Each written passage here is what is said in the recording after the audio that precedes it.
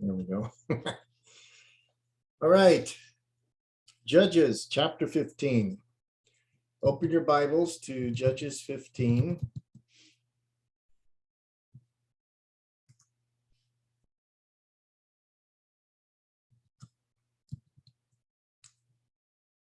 We had pretty much just started looking through Judges 15. There are a couple of things that we noted very quickly. And then last week, I asked you to take a look at a couple of things and answer maybe a couple of questions from this chapter. So just as a reminder, and to get us back to where we were, when chapter 15 opens, we talked about how what happens here is a pretty good indication that the kind of marriage that Samson was a part of is this thing called an exogamous marriage, meaning it is a cross-cultural thing, and the arrangement between Samson and the Philistine family in Timnah followed the typical exogamous arrangement, which was that the bride stays in her father's house. Instead of becoming Samson's property, she continued to be her father's property, and she stayed with him. Any children from that marriage would also stay with the bride's family. And any time that the husband, Samson, wanted to visit his wife, he would have to take a gift. And we see that in the opening of chapter 15. Samson goes to Timnah with a young goat. And we talked about the fact that another part of dramatic irony here is that we were told at the end of chapter 14 that Samson's father-in-law gave his wife to Samson's companion, who had been his best man. When Samson shows up at some point later on, his father-in-law says, you can't visit her. She's not your wife. Samson didn't know he was no longer married, which is pretty amazing. So he gave her away, and Samson responds and says, this time I shall be blameless regarding the Philistines if I harm them. And he totally destroys their crops. It's during the time of the wheat harvest. The crops that he destroys by fire by using these foxes included wheat that had already been cut. It was stacked in the fields, ready to be carried away for storage for the winter. That's gone. All of the wheat that was still standing and not harvested yet, that was burned up. The vineyards were burned, and the olive groves were burned.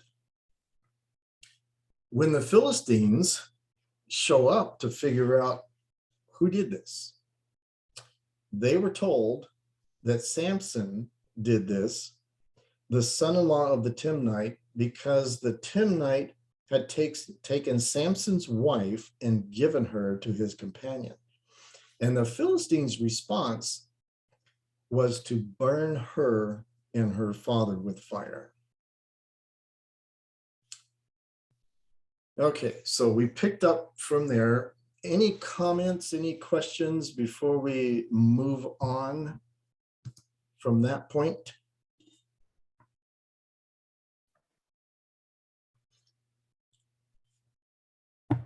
Okay, we talked about how a part of the response of the Philistines by punishing was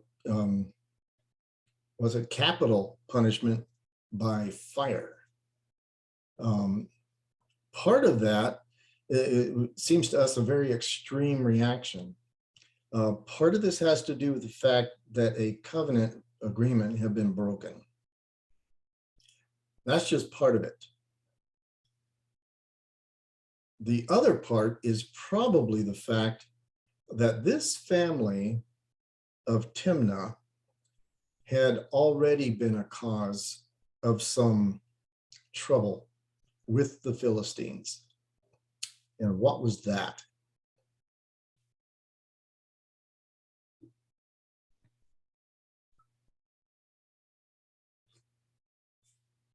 What had already happened with regard to this family in Timnah and the Philistines bearing the brunt of it? Samson killed quite a few of their friends. So Right. Yeah, so whatever's going on between Samson and this family of Timnah had already led to the death of 30 people in Ashkelon.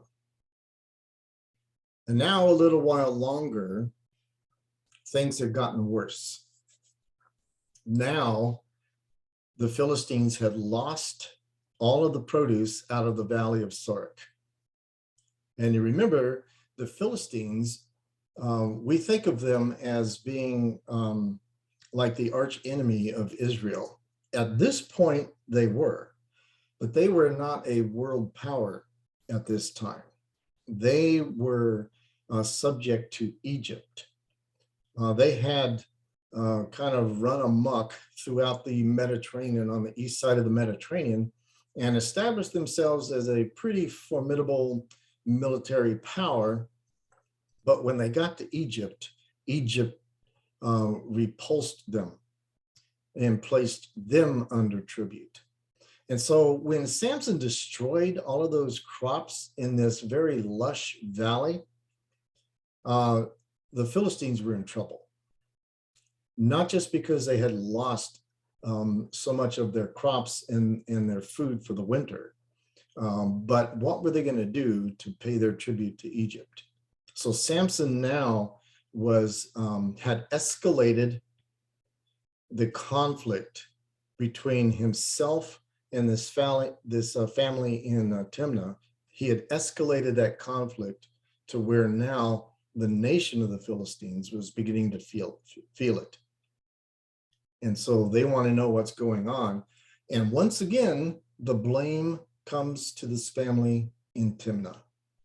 And so at this point, instead of going after Samson, in their reasoning, and you could probably understand how they reached the conclusion that this family in Timnah were going to continue to be an irritant. And if they didn't get rid of them, Samson was going to be a bigger problem. It's kind of weird thinking, but that's what they do. And all we can do is evaluate what happened. And so they burn the family in Timnah. And then Samson is going to respond to that. One of the things that I asked you guys to do was to read through chapter 15 again and answer some questions. See if you can see where some more examples of irony happens, but also how the nation of Israel, they were looking at things they were looking at them backwards. They had things turned around. So as you read through chapter 15, what were some things that struck you about how Israel had things backwards and didn't really understand what was going on? Any comments about that?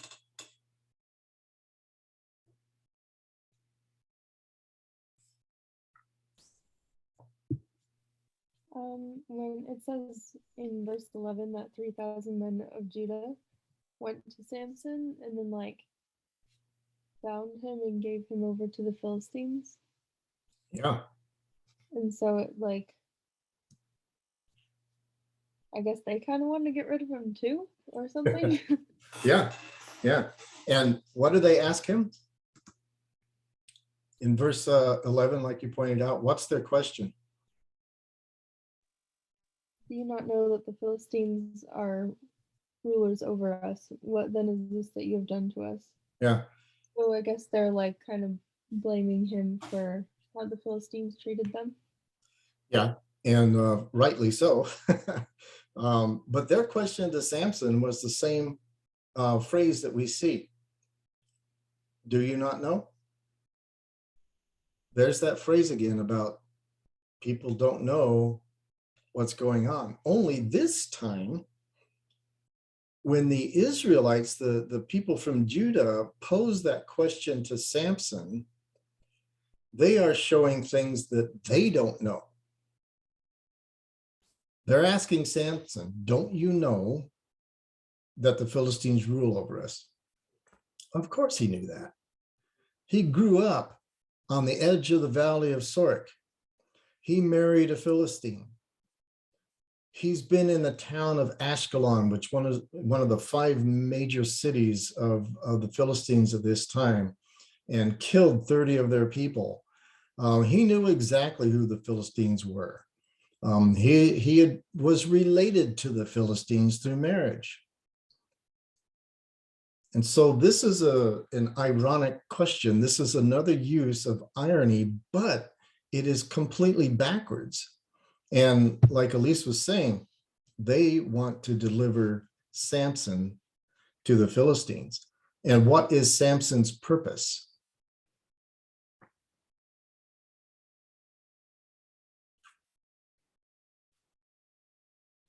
Need to unmute, Jariah. Yeah. Alejandro? He's historically the judges have always delivered the people from their oppressors. Yeah. And the angel in chapter 13 says to Samson's mother, Samson is going to begin to deliver Israel from the Philistines. And here the Israelites wants to deliver Samson to the Philistines. That's a little backwards. Were you going to say something, Jariah? No? Okay. All right. So the story gets so twisted around here. Samson is beginning to do what God has purposed to accomplish through this man's life. It's starting to happen. And it begins with a domestic conflict, even during the marriage ceremony in Judges 14. This threat to Samson's wife and her family to be burned by the Philistines if she doesn't find the answer to the riddle. That results in the death of 30 Philistines.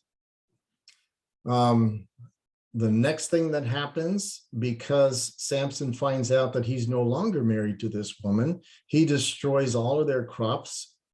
That is escalated the domestic conflict to a like a regional conflict.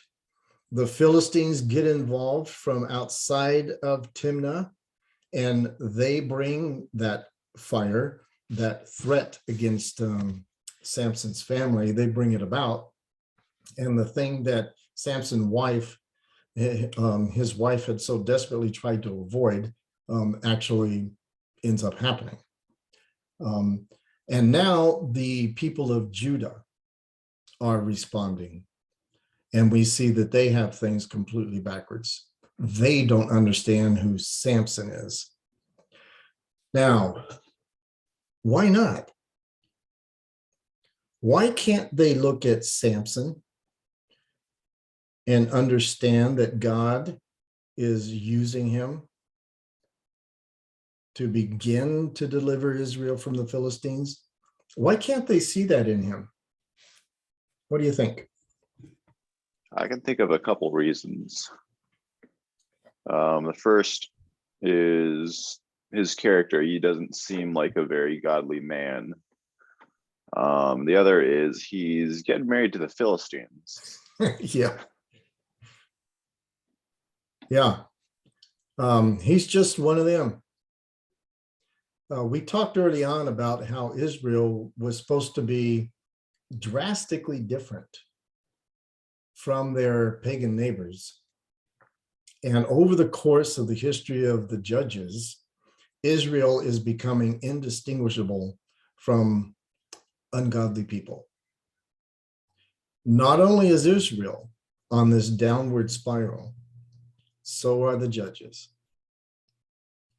The judges themselves are becoming indistinguishable from the the people around them and the ungodly leaders. Samson is obviously beginning to stand out as somebody to deal with, somebody to reckon with, and they're afraid of him, just like the Philistines are afraid of him, but they do not see in him at all any other attributes that you might expect to see for somebody who's going to lead Israel out of their condition of rebelling against the Lord and getting them back on the right path. Samson is not leading them anywhere like that kind of a direction. He's not leading them at all. He is just championing his own cause, which we will see in a minute. Okay, so let's go back to pick it up in verse 7. After the Philistines killed Samson's wife and her family, Samson responds again. His first response was, "This time I will be blameless if I do harm to the Philistines." That's his first response before the fire, and then he destroys them. They kill his former wife, and Samson says in verse 7, "Since you would do a thing like this, I will surely take revenge on you, and after that I will cease." That's a really interesting statement from Samson.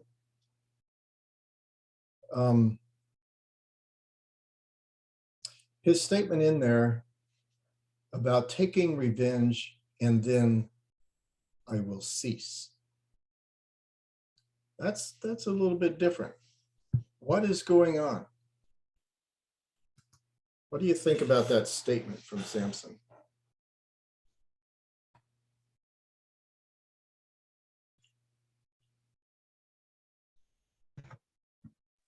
Maybe it just means he'll just leave them alone after he's avenged them, because he's already caused so much. I mean, he's already caused a lot of things. Yeah, he has caused a lot of things. This is very new, isn't it? Would you expect Samson to make a statement and then follow through with exercising some restraint? Have we seen that characteristic in him before? I've always looked at that as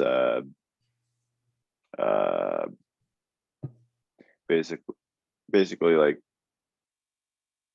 you know, when a couple of kids will be hitting each other, and then whoever started, it doesn't matter whoever started it, one of them and finally smacks the other one and says, "There, now we're even." Yeah, yeah. Very good. All right, we'll continue to think about that. Time got away from me. It's 9:07. It's time for break. So let's take a break and we'll see you at 9:17.